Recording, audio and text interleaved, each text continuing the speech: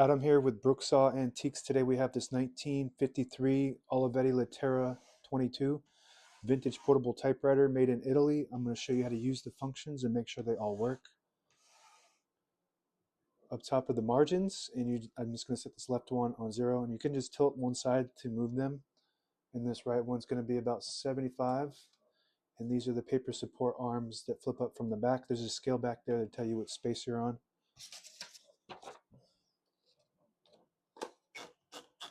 This is the paper bale that sits on top. It's got 2 adjustable rollers and a scale on there as well.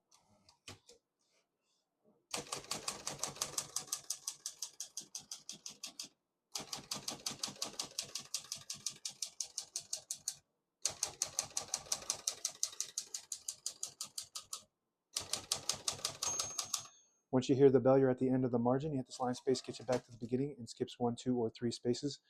Right now we have it on single, but if you want double, you just flip that switch forward. It skips 2, 1 more, it skips 3. That works good. We're going to keep that on single for now and finish typing.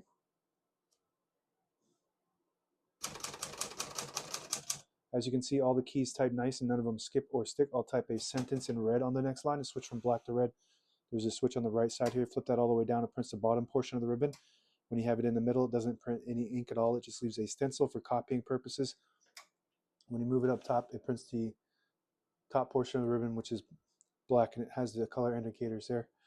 But we're going to move that down for red.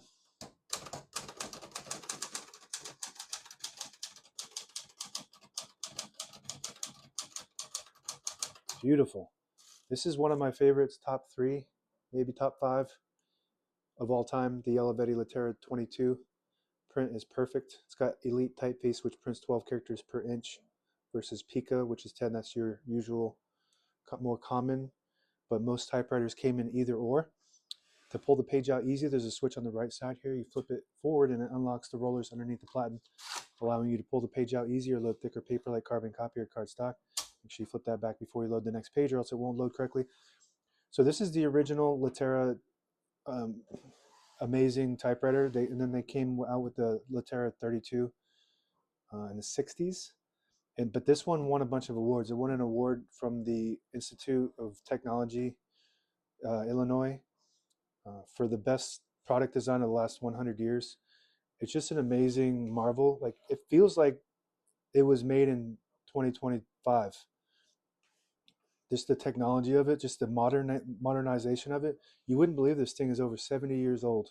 It still works perfectly fine, and it's an awesome typewriter. Highly recommend this one and the 32. The difference between this one and the 32 is this one's not as touchy. When you touch, it's a little heavier on the touch, still super smooth. But I kind of like that better because it's less. This is more forgiving. On the 32, if you barely touch it, it'll print that thing. So I really like this model. It's curvier and it's just smoother. So if you're deciding between this and the 32, it just depends on your style. Really nice, both of them really nice typewriters. Shift on each side, a shift lock on the left. To clear that, just hit the shift button again. Backspace on the right side. Works great. I'm going to flip these down for now and put the color back to black print. Backspace. The tab function here, this is an opposite of the 32. So if you have a 32, it's got the set and the clear on the left side here, but to clear those, you push down instead of up, or you push up instead of down. So we're going to clear all those tabs. On the 32, it's the opposite. You push it down to clear and up to set it. So now we don't have any tabs set, so we're going to set one by pushing that down.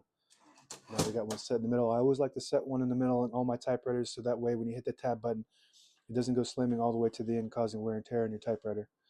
And this pops up from the front. It's got hooks in the back, and you want to be careful with this. This is made out of cast iron, so this can actually break. And these little hooks can break off, so you want to be really careful with that. All the brand new ribbons loaded on the left, so it's pulling to the right. Clockwise, if you want to switch that direction behind either spool, you just flip the ribbon guide, and it'll pull to the opposite side. And it has specialized spools with thumb screws on them. So sometimes you can, maybe with the 32, you can use the universal ribbon, the plastic disposable ones. But this one, I tried to put them on there, and the screw wouldn't go down. So, I mean, you can modify them, but I just decided to go with the originals. Touch control on the left side here, 1, 2, 3, and 4. The higher you go on the scale from 1 to 4, the more tension there is when you hit the keys. You do have to hit them harder for them to print, but they do respond faster when you have high tension. I like it on low tension. And then you just want to set these hooks in the inside there, and it pops back on the right side of the carriage release. Got a lock on the other side. Let's unlock that. I'll show you that when we get to that side. Very smooth. It doesn't have the clicks of the escapement like most typewriters have when you return the carriage. Super luxurious feel to it. Here's a carriage release on this side. Super smooth.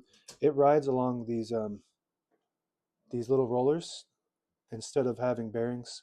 The 32 has bearings. This is a little bit, I guess that's why I had such a rave reviews on the product design. It's just really different than most typewriters. If you push in this button here, it disables the spacing so you can get to an exact spot on the page.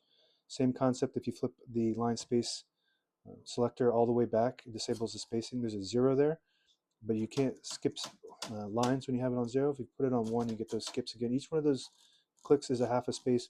That's why the type sample on the first 2 lines, that second line I did a half a space instead of a full space. Just an operator error. And this is your lock right here. So if you have one of these and you can't get it to work, you just flip this switch up here and it unlocks it. And that's it. Now available on eBay or Etsy. Search Brooksaw Antiques.